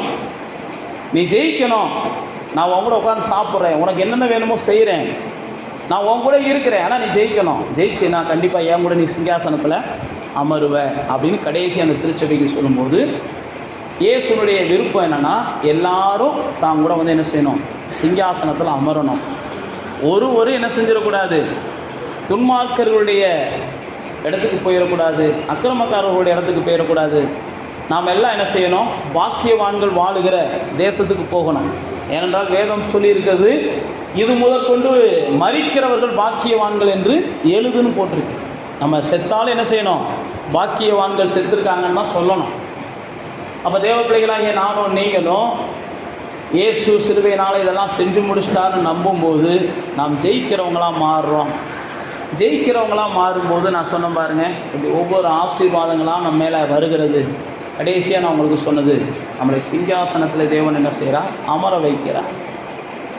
தேவன் எப்பயுமே இளையகுமாரனை கூட்டு போய் என்ன செஞ்சார், எல்லா வஸ்திரங்களையும் கொடுத்து அவனுக்குரிய பங்கில் அவனை அமர வைங்கன்னு சொன்னார். அதே மாதிரி தான் நம்மையும் நமக்குரிய ஆசீர்வாதத்தில், நமக்குரிய வாக்குத்தத்தத்தில், நமக்குரிய மேன்மையில் நம்மளை தந்து என்ன செய்வார், அமர வைப்பார். நாம் செய்ய வேண்டியதெல்லாம் சிலுவையினாலே இயேசு எல்லாத்தையும் செஞ்சு முடிச்சிட்டார்னு நம்புவோம். அப்படியே கண்களை மூடி தேவனை நோக்கி பாருங்கள். தேவனை நோக்கி பார்த்துட்டு இப்போயே நீங்கள் என்ன செஞ்சுருங்க, நான் ஏற்கனவே சொன்னபடி நான் பாவின்னு சொல்லி அந்த எண்ணத்துக்குள்ளே வராதிங்க. நான் மீட்கப்பட்டவன்ற எண்ணத்துக்குள்ளே வாங்க. நான் சாபம் முடித்தவன்லாம் பேசாதீங்க. நான் ஆசீர்வதிக்கப்பட்டவன் பேசுங்க. நான் தரித்திரம் பிடிச்சவன், என்ன தரித்திரமோ நீ வந்ததுலேருந்து ஒரே தரித்திரம்னு சொல்லி அப்படிலாம் பேசி பழகாதீங்க. நான் ஐஸ்வர்யவான் ஆக்கும்படி தெரிந்து கொள்ளப்பட்டவன், நான் ஐஸ்வர்யன் ஆகும்படியும் ஐஸ்வர்யவான் ஆக்கும்படியும் அப்படின்ற ஒரு எண்ணத்துக்குள்ளே வாங்க. அதே மாதிரி நோயாளி பலவீனன்னே நீங்கள் எப்போ பார்த்தாலும் நினைக்காதீங்க. என் மருத்துவர் ஒருத்தர் இருக்கிறார், என்னை பலப்படுத்துகிறவர் ஒருத்தர் இருக்கிறார். நிச்சயமாக இந்த நோய்கள் என்னை முற்றிலும் விட்டு விலகும். இப்போ என்னை சந்திச்சிருக்கிற இந்த வேதனையான சரீர உபாதைகள் என்னை விட்டு முற்றிலும் மாறிடும். தேவன் என்னை பசுமையும் புஷ்டியுமாய் முதிர் வயது வரைக்கும் வைத்திருப்பார். என்னுடைய எலும்புகளெல்லாம் கத்த நினமுள்ளதாய் மாற்றி இருப்பார். அன்றைக்கி பார்த்தீங்கன்னா நாகமானுடைய சரீரத்தை சிறு பிள்ளையின் சரீரத்தை போல மாற்றினார். வாழ வயதை திரும்ப நமக்கு தருவேன் என்று வாக்கு பண்ணி இருக்கிறார். அதெல்லாம் நம்ம நினைக்கணும். அப்போ தேவ பிள்ளைகளாகிய நானும் நீங்களும் ஒரு நோயற்ற வாழ்க்கையை வாழ கத்த நமக்கு உதவி செய்வார். தொடர்ந்து அதுக்குரிய ஆசீர்வாதங்கள் எல்லாம் தான் சொன்ன பாருங்க. இதெல்லாம் நீங்கள் விசுவாசிச்சிங்கன்னா நீங்கள் ஜெயிக்கிறீங்க. ஜெயிக்கும்போது உங்களுக்குரிய ஆசீர்வாதங்கள் எல்லாம் உங்களுக்கு வந்து கொடுக்கப்படுகிறது. ஜெயம் பெற்றவர்கள் எவர்களோ அவர்களுக்கு இந்த ஆசீர்வாதம், ஜெயம் கொள்ளுகிறவன் எவனோ அவனுக்கு இந்த ஆசீர்வாதம்னு சொல்லி தேவன் 7 வகையான ஜனங்களுக்கு ஆசீர்வாதத்தை கொடுக்குறார். நீங்களும் ஜெயம் கொண்டு அந்த ஆசீர்வாதங்களை சுதந்திரித்து கொள்ள இயேசு சிலுவையில் ஜெயத்தை பெற்றுக்கொண்ட இந்த நல்ல நாளில் நானும் நீங்களும் அதை எடுத்துக்கொள்ள முயற்சி பண்ணுவோம். கர்த்தர் நமக்கு உதவி செய்வாராக. பிதாவே, நம்முடைய குமாரனாகிய இயேசுவின் சிலுவை மரணம் எங்களுக்கு எவ்வளோ ஒரு பெரிய பாக்கியமான வாழ்வை தந்திருக்கிறது என்பதை நாங்கள் உணருவோம். அந்த பாக்கியமான வாழ்வை நாங்கள் அனுபவிக்கவும், எல்லாம் முடிஞ்சிச்சு, எங்களுக்கு ஒரு புது வாழ்க்கை கிடைச்சிருக்கு அப்படின்ற சந்தோஷத்தோடு இந்த பூமியில் நாங்கள் வாழ்ந்திருக்கவும் உங்களுடைய நல்ல ஆவியானவர் எங்களுக்கு உதவி செய்ய வேண்டும் என்று நாங்கள் ஒப்புக் கொடுக்கிறோம். இன்னும் உங்களுடைய வேதத்தை கொண்டு எங்களோடு பேசுங்க, உங்களுடைய ஆவியானவரை கொண்டு எங்களோடு பேசுங்க. நாங்கள் ஒவ்வொரு நாளும் ஒவ்வொரு காரியத்திலையும் ஜெயிக்கிறவர்களாக இருக்கட்டும்பா.